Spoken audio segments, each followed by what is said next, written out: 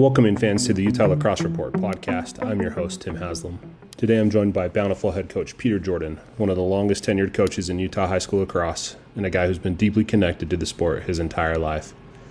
We talk about where his love for lacrosse started, from backyard reps with wooden sticks to Bountiful's very first high school team, his time playing at the University of Utah, and how he's built a culture that's turned Bountiful into one of the most competitive programs in the state.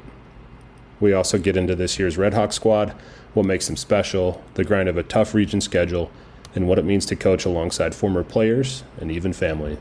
Hope you enjoy the show. This episode is brought to you by Vessel Kitchen. From practice to game day, fuel matters.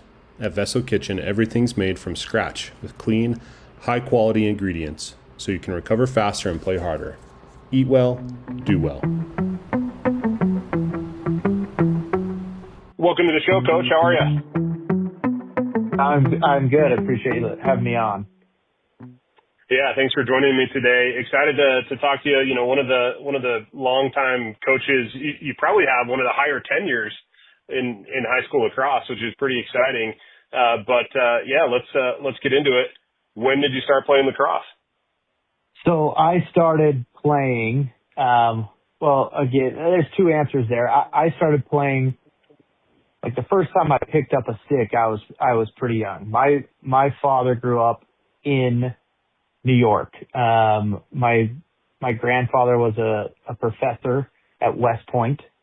And so my father grew up in New York, as a hotbed of lacrosse, and he grew up playing. And he went on and played college ball at Bowdoin, a D2 school, and he actually had the opportunity as a goalie. He played in their conference championship against Wesleyan, and the star attackman for that Wesleyan team was Bill Belichick.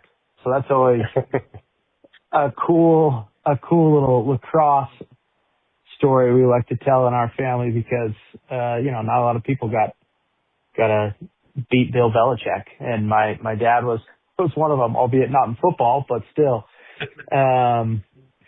So I grew up with sticks in our house, wooden sticks, my dad's old wooden sticks, but nonetheless we were in the backyard throwing around, me and my two brothers as pretty young kids, and then when I was a sophomore in high school at Bountiful High, the first Bountiful High lacrosse team was created. So that's when I got my start, right there at 15, 16, when I first started playing competitively. And those first Bountiful teams, as you're building a program, you're starting to get into it. But then, I mean, you essentially paved the way for, those teams a couple of years after you. I think you were saying your brother's teams to go on and win 2 state championships. Yeah. So my little brother, who was a freshman when I was a senior, we quickly got to become a pretty competitive team. And then after I graduated, my brother's junior and senior year, they won back-to-back state championships. I want to say both times were against Judge, if I'm remembering correctly. But yeah, that crew had a bunch of studs on it. They had 2 very successful years there. And yourself, you graduated from high school. You went on to play up at the University of Utah for Coach Craig Morris. Talk about the MCLA and just kind of your experiences playing in college. Yeah, I had a great experience in college. Playing up there at Utah was a ton of fun. As I've mentioned to you before, I have lifelong friends from my days playing lacrosse at Utah. Coach Nick Merrill at Olympus is one of those guys that I got to play with up at the U, and it was a great experience. And we got to compete against some really good teams. Back in those days, we were in a conference with UIU and Colorado State and Colorado. that were all, premier programs in that league. So we got to have some battles there, and learned a lot, under Coach Morris and under Coach Pappas. And I couldn't be more grateful for my time there.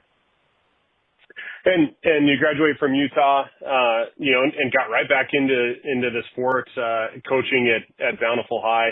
You were the defensive coordinator for Marty for a couple of years, and then took over as head coach. You've been coaching at Bountiful now for 10 years. What's the journey been like? And what are some of the fun memories from that time?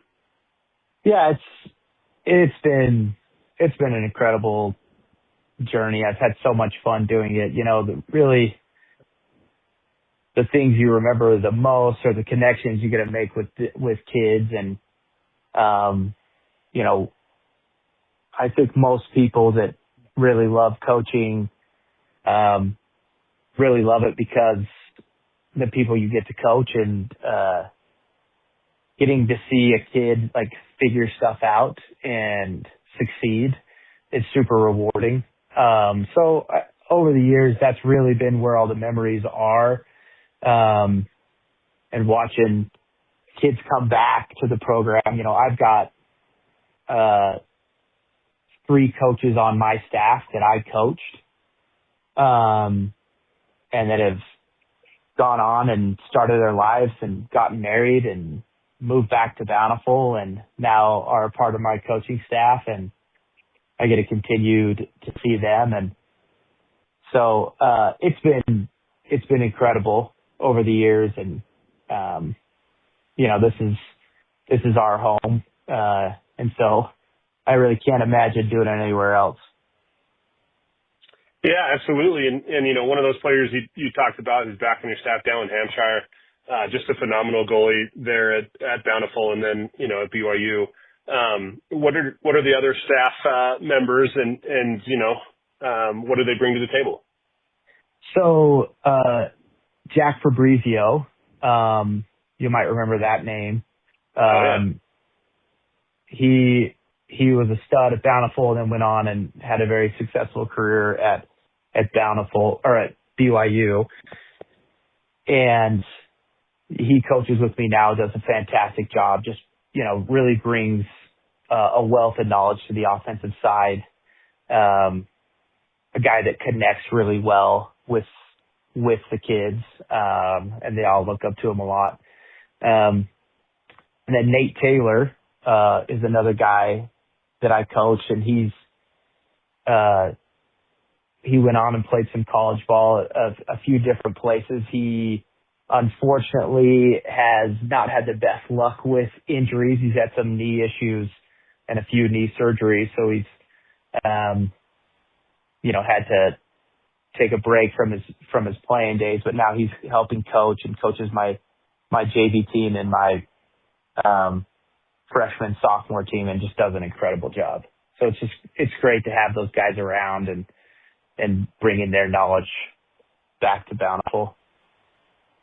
Absolutely. And then also your brother, Zach, who we've talked about a little bit, also coaching with you there. I actually run into him at our daughter's softball games occasionally, yeah. which is always fun. So talk about this year's team, though.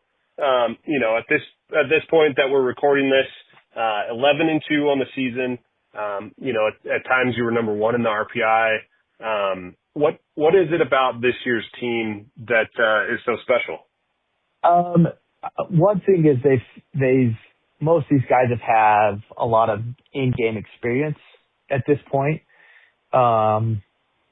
We had a year last year where we had a decent amount of injuries, and kind of forced some sophomores to have to step up and play in some meaningful games. And I think now that's paying off quite a bit. They're coming to, into this season with just more experience than maybe they would have had we not had some of those injuries. So I think that's helped quite a bit.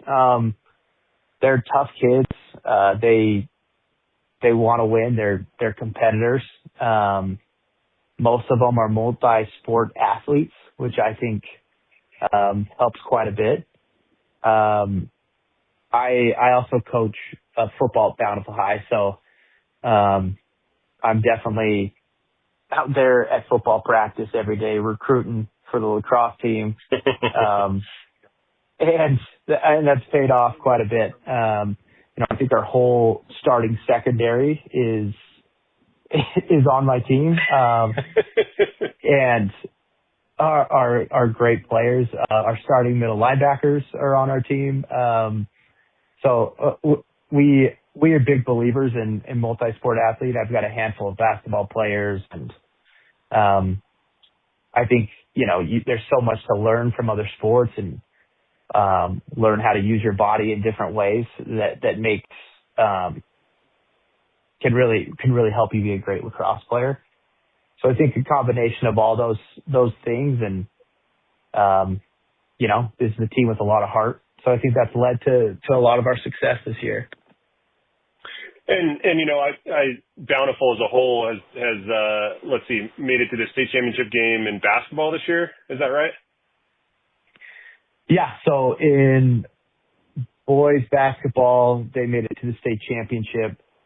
Girls basketball, they lost, but had won the previous three.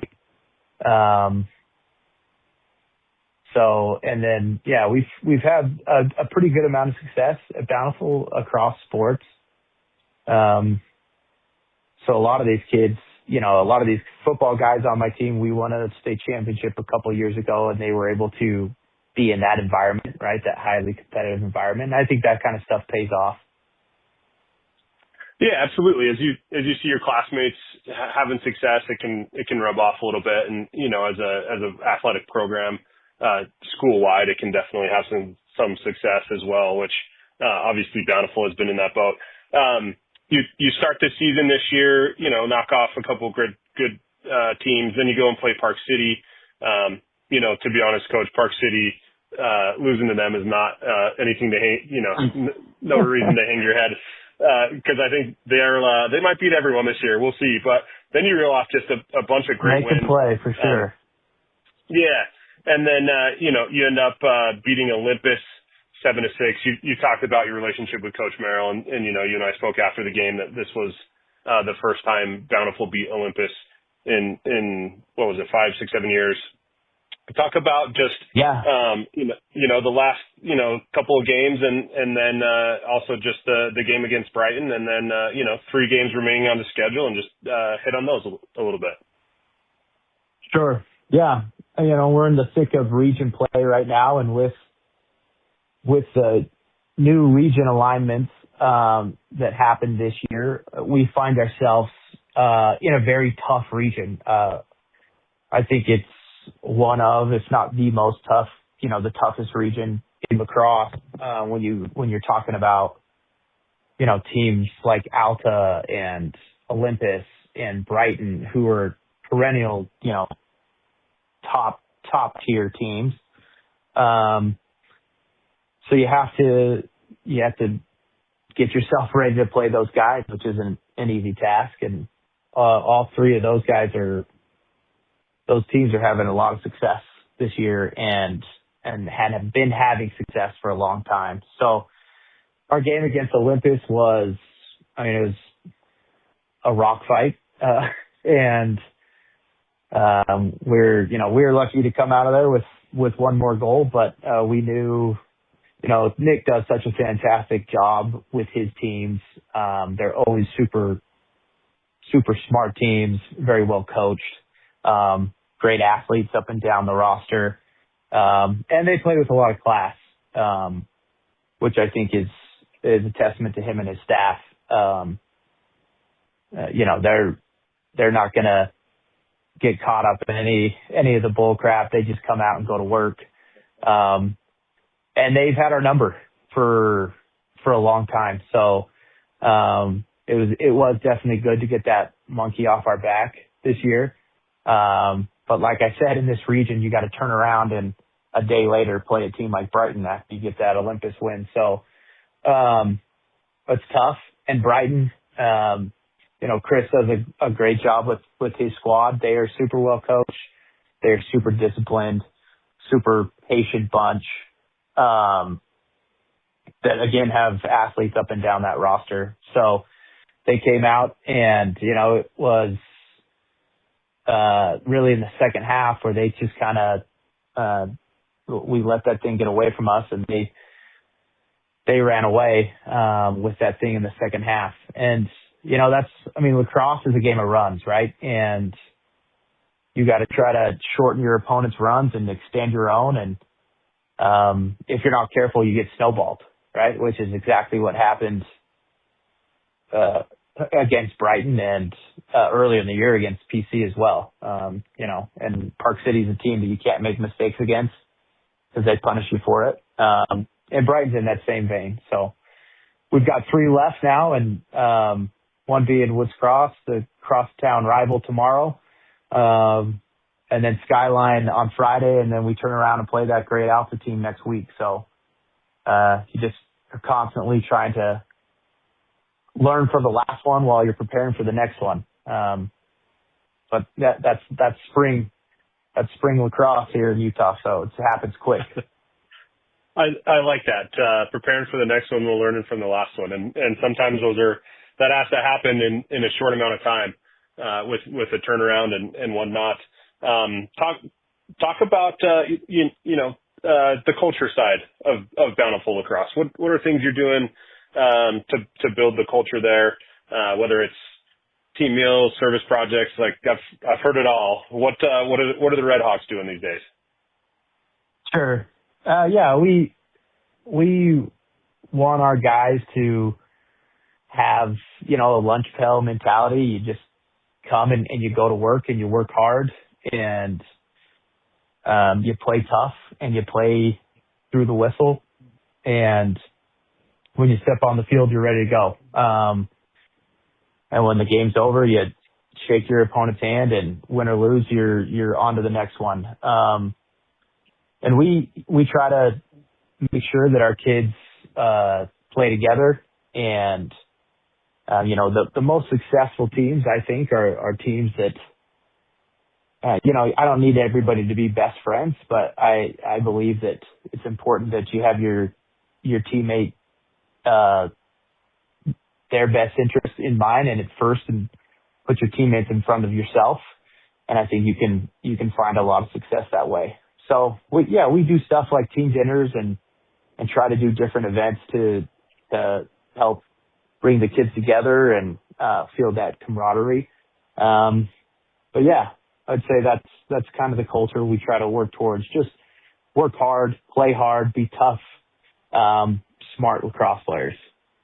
Yeah, and you can see that definitely in this year's team. I think there's been some really great Bountiful lacrosse teams, and after watching you guys this year, I would definitely say this team is included in those conversations. You mentioned it earlier. You've got football players, you got basketball players, then you got just some natural athletes as well. And that was the takeaway that I had watching Bountiful this year is you guys are big and athletic, and I think it's paid dividends for you. Anything else you want to touch on specifically about the team this year?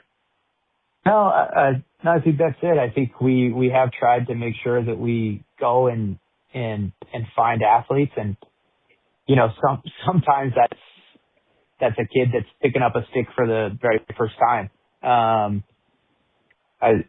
Most years I have 1 or 2 first year players, seniors, right, that have been exceptional athletes in some other sport, that we try to turn around and find a way to use, the gifts that they've been given and help us win lacrosse games. So, I think that's a big part of why we have had some success, and we'll continue to do things that way, right? We believe that we can get a kid ready to contribute in whatever way, his stick skills will allow him.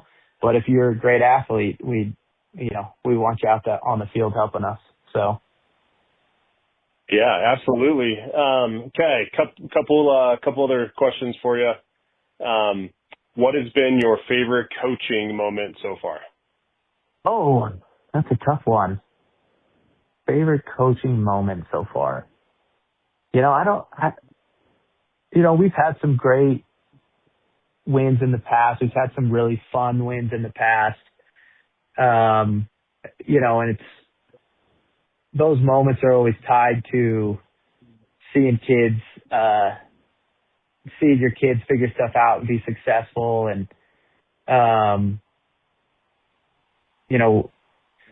we had a game a few years ago against Farmington, who's a great program. We were down, I think we were down 6 goals at one point. We came back and ended up winning it, I think, in overtime. Just see the kids' resiliency, kind of having a no-quit mentality. Those type of moments are the ones that are the ones you remember. Seeing your kids succeed and push through adversity and that kind of stuff. But, it's just, I've loved the chance to be out and be a part of the sport I love. I'm lucky enough that I get to do it with my brother and my father, which is an awesome thing for me, that I get to be out there and spend that extra time. It started with throwing with some wooden sticks in the backyard with Pops and my brother, and now we continue to connect through lacrosse, through coaching. So, yeah, I don't know that necessarily any one moment sticks out, but you have the ability to do something you love with the people you love. It's a pretty awesome thing.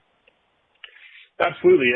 I guess the next question then is, when are we going to see the wooden sticks come out, warming up the goalies at a game?